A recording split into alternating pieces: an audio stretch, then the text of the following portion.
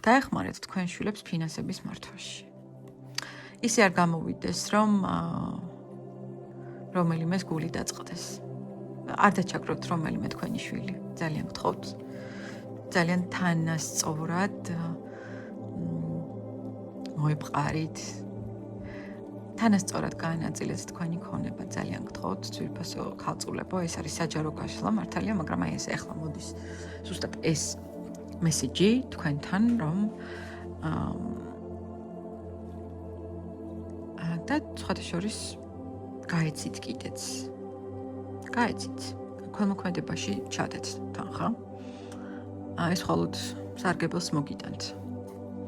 ქველმოქმედებაში აუცილებლად რომ დახმარებას ითხოვენ თქვენგან. თქვენგან ითხოვენ დახმარებას. მაგრამ პირველ რიგში თქვენ შვილებთან გქონდეთ ძალიან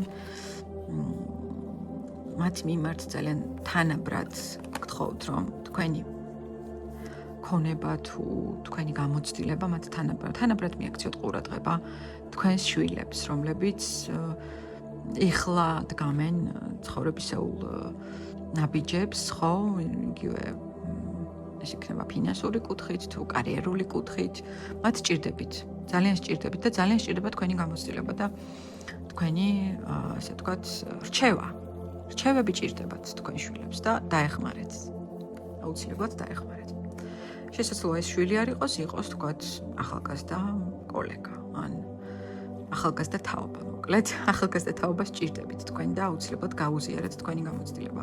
ძვირფასო ხალწულება.